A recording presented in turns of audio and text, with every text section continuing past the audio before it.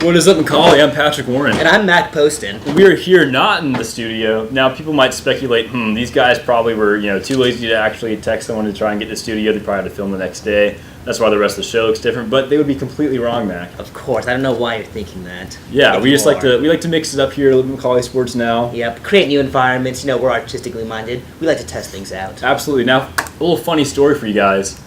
I was here scouting some scenes for this wonderful introduction we have for you guys.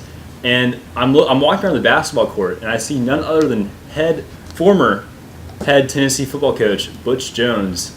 And Mac, what was my reaction like to that? Well, I was out in my car, and I get this text from Patrick saying, "OMG, Butch Jones is here. Bring the camera. Bring my blazer." So here I come, blazer in hand, camera in hand, and we go up to Butch Jones. He's got on his Alabama shirt because he's working for Alabama now. And we just ask him, "Can we get this quick interview?" But Patrick, what happened? Well, he said, "Sorry, fellas, NCAA does not allow me to do any interviews while on campus visits." And so I said, "Hey, Coach, no worries." I said good luck, but Mac, I'm going to confess. Do you mean it? I may have broken the honor code. I hope Oklahoma wins. Not a big Alabama fan, but he was a nice guy. I hope both teams have fun, Patrick. Yeah, it's all about having fun. But it was an interesting experience. Got to shake a legend's hand. Oh yeah, a legend. So let's talk about something that's truly legendary: McCallie basketball. So Patrick, McCallie just played at Innsworth. They lost the game, close loss. But McCallie, they shouldn't be ashamed of that loss. Tell us a little bit about that game. Yeah, Innsworth is a good team. They were actually up, probably an average of 10 or 11 points the entire game, and actually at the end of the third quarter they were up 20 points. McCallie, was stifled at 62-56, so you can tell in that they made a good comeback. Yeah, so to only lose by 6 points when you were down 20, that's pretty impressive. You have nothing to hang your head over. Yeah, Innsworth's a tough team. It was at Innsworth. We're going to play them again. Yep. Back here at McCallie in the SAC actually. Second very semester building. in February. So yeah, I think it's division play is tough. It was the first game. Hopefully they can get back on their feet after a loss. They beat CCS 64-60, which is a little too close for a lot of people's comfort. But what's coming up next, Mac? So Westminster. So this team, they're from Atlanta. They're 3-4. They're 0-2 in their league. So they don't look like an Innsworth level team, but who knows? They could have been playing these really aggressive, powerful teams. Yeah, and it'll be in Atlanta, so it'll be another away. This stretch of away games has got to be taking a toll on the McCallie team. All these long bus rides for our boys. Yeah, they got to get homework done, Yeah, so it's a tough life being a student athlete, but I'm confident in these guys to keep it balanced. Patrick, let's catch up on former McCallie starters that are now in college. Yeah, so Junior Clay was actually in town at UTC this past weekend with Tennessee Tech. They ended up losing 71-60, but Junior Clay led his team and actually all players in the game in points with 15 points. He had 7 rebounds and 2 assists. He's lighting it up. He was the OVC Freshman of the Week. Yeah, he had a great game, 11 points per game, Patrick. He's doing great. He really is. And of course, Mac Hunt, who was a team favorite last year, got in against Savannah State for Vanderbilt. Hit his first 3-point of his career. His career 3-point percentage, and actually his career field goal percentage as a whole is 100%. 100%. Wouldn't you believe it? So, I'm sure he'll keep that up. I'm sure he'll never miss a shot again in college basketball. No pressure. Mac. No pressure, Mac. Okay, now on to Henry Warren and James Knox for some college football. Ladies and gentlemen, I'm Henry. And I'm James. And today we're here to talk to you about college football. So, over the weekend, we had conference championship weekend. It was interesting to watch. Georgia-Alabama was my favorite game of the weekend. Yeah, it was good. You thought Georgia maybe just had Alabama for a little bit. Georgia had them for most of the game. Yeah, I've not seen a team play Alabama that well. Yeah. All year, and this is looking like the best Alabama team we've seen in a long time. Yeah. Weapons everywhere across the board. And then Jalen Hurts steps up, takes to his starting position after Tua gets injured and is just not having a good game. Jalen Hurts, getting the win. He wins the game for him essentially, and that's just insane. The true underdog story, because last year in the national championship against Georgia, he was the one taken out. So he was the one taken out. Yeah, it was cool. It was kind of cool to watch. Yeah, you gotta feel good. Props for to him for winning the game, especially after all that doubting. adversity. Yeah, and he's a talented quarterback. He is. And he just happens to be the second best quarterback on the Alabama team. And then we have Oklahoma, Texas, which that was a big game. Big win. Both teams have been playing well this year. Oklahoma wins, which, didn't really surprise me very much. It didn't surprise me their because offense is just too explosive. You're right. And then to beat a team twice is very hard to do. If you look, Auburn couldn't do it last year. Georgia, yeah. And this happens. We see this happen every once in a while. A team from the same conference, they'll meet twice in a year in a conference championship. And, I tend to think that it's hard to do. It's hard to win twice. So Texas is going to be playing in the Sugar Bowl against Georgia.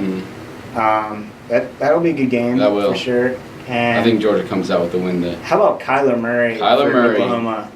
Playing lights out. He is crazy good. And then moving on to Ohio State versus Northwestern. Ohio State pretty handedly beat them, and everybody saw that coming. But the big news was Urban Meyer stepping down after the Rose Bowl. Yeah, it's crazy. I've been watching him coach my whole life. He's a great coach. He is. He coached at Florida. He was great there, and then he went to his home, Ohio State, and he finished off there. Obviously, he's been very successful. Very successful. It's crazy. Wish him the best. The new college football playoff rankings came out this weekend, and it's number 1, Alabama versus 4, Oklahoma, 2, Clemson versus 3, Notre Dame.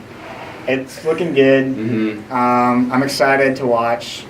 I'm disappointed. I would have had Georgia in there. If you honestly want the 4 best teams in the playoffs, which is what they say they want, but over the past years, I think really, Georgia is one of the 4 best teams. Yeah, definitely, especially with name another team that's gonna be able to hang with Alabama at all. I get the 2-loss thing. Yeah, and then not winning the conference championship. Right. So. But Oklahoma. Kyler Murray, they're looking strong. The defense part is what stands out to me. Yeah. If anyone is able to beat Alabama, who do you think it is? I think I have to say Clemson. I'd have to say Clemson too, because Trevor Lawrence, he's a freshman, but he's a great quarterback. He's incredibly talented. And then they have weapons. Their defense is very good too. They have a very stout defense. I'd say they're strong when they need to be. Yeah. And then at wide receiver, they're stacked. It's crazy to watch. And so is Alabama. So it'll be. If you're gonna want to hang with Alabama, you got to score points. Yeah, I think that'll be my Florida. national championship game, Alabama versus for sure. Clemson. I don't see Notre Dame hanging around. No. They could surprise me. I just don't think they're as they don't have good of a team strength. as hyped up to be. Yeah. They are undefeated. But they're also not in a conference. This is true. They don't play the hardest teams. Yeah. They have a win against Michigan, which is pretty impressive. Pretty impressive, yeah. So yeah, that's the playoffs we got. We can't do anything about it.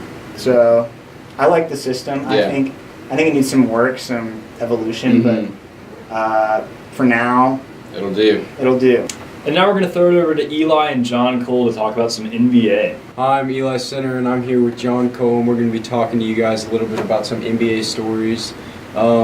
First off, we have Philadelphia's own 2017 first pick overall, Markelle Fultz. Yeah, Markelle had some struggles in his first season getting some fluids taken out of his shoulder. But now, new news is centered. Yeah, so we just gotten word that he has actually a nerve condition, which is the reason he had that funky old shot form he was doing at the line, and he will be out from 3 to 6 weeks, and he said he's eager to get back going and get himself in better condition. All right, in the West this season for the power rankings, we have the Denver Nuggets standing on top with a 16-7 record. Nikola Jokic has had a pretty great season with his big frame. He can get a lot of rebounds, and his passing ability is pretty great. And then on the East, we have the Toronto Raptors Man, I'm a Spurs fan, and we're not doing so well. So that Kawhi trade is definitely devastating, and the Raptors are reaping the rewards. Definitely. But the Raptors have a 20-5 record, which is just outstanding. And I'm pretty sure that Kyle Lowry has solidified himself as definitely an all-star caliber player this season, just because he's been able to shine a little bit more without DeRozan in front of him, kind of distracting people from Looking like the best team in the NBA by far right now. Definitely, I would say that. And then Kawhi's just been up to normal Kawhi things with his amazing offense and defense up and down the court. No surprise there. It's pretty exciting about that. I'd like to see how NBA progresses on this season. And that's all we have time for today. Hi there. Again, I'm John Cole McAdams, and I'm here to talk to you about the MLS Cup final. Atlanta United, which is kind of a local team for us here in Chattanooga, advances to the MLS Cup for the first time in franchise history against the Portland Timbers. Portland beat the number 1 team to get into the final, the Sporting Kansas City team. The final will be played at Mercedes-Benz Stadium in Atlanta, so that certainly gives United a great hometown advantage. Portland comes in with 15 wins, 9 draws, and 10 losses. They advance to the Cup after being the 5 seed entering the playoffs. Atlanta comes in with 21 wins, 6 draws, and 7 losses, and they come in as the 2 seed in the East. And finally, now Riggs Johnson and Worth Crichton are going to talk about some NFL. Hi, my name is Riggs Johnson, and we're joined here with Worth Crichton, and we're going to be talking about the NFL. On Thursday, the Saints had a close loss to the Cowboys, which puts them at 10-2. The last time the Saints lost to the Cowboys, they went on to win the Super Bowl. Over the week, the Kansas City Chiefs have cut their star running back Kareem Hunt after he lied about a domestic assault case. The Chiefs have gone 10-2 and show their commitment to solving the domestic assault issue in the NFL, unlike the Washington Redskins, who signed Reuben Foster after his 3rd arrest. In other news, Mike McCarthy, the head coach of Green Bay, was fired after a bad loss to Arizona on Sunday. The Packers started 4-7-1, which is a pretty bad record. And also with the ongoing conflict between him and Aaron Rodgers, it was time for them to part ways. He still has a future coaching in the NFL, maybe the Browns. The Chargers were able to win against the Steelers, having been down at halftime 21-7. This is the first time the Steelers have lost, having been up 14 at half. Final score of this game was 33-30. In other news, the Titans had a comeback win against the Jets, being down 16-6 at halftime, with the final score being 26-22 Titans. The Titans have had such a weird season after starting off the season by beating the AFC and NFC champs, Eagles, and Patriots, and then losing to the Bills. The Rams have now clinched their division with a 10-2 record. This has been the NFL News. Back to you, Patrick. Okay, thanks, Worth. Yeah, no love for Mac. Whatever. This will cheer you up, Mac. We got some segments coming along. One of our audience favorite segments, actually. There's no way that, where we take that expression and fill it in with our own sports take. Mac, what is your "there's no way that"? Okay, Patrick. So you know Tom Brady just hit the legendary 1,000 rushing yards. Of course, took him only 265 games to do it. But there's no way that Tom Brady has over negative 100 rushing yards. Elaborate. So, it's a little joke here. So, the kneel down, when Tom Brady's won a game and all he has to do is kneel, that when he kneels, it counts for a negative yard. So, the stats will tell you that Tom Brady has negative 160 rushing yards. Interesting. I was, kind of the gist of this segment is we don't go over these beforehand with each other, so I was very confused with that. But, Mac, hilarious joke. You got me? I did. Good one. So my there's no way that is, there's no way the Kansas City Chiefs will be able to beat the Texans, the Patriots, the Steelers, and make it to the Super Bowl. There's no way. And if they somehow make it to the Super Bowl, there's no way they would beat the Rams or Saints. There's no. I think I applaud them for making the decision to cut Kareem Hunt.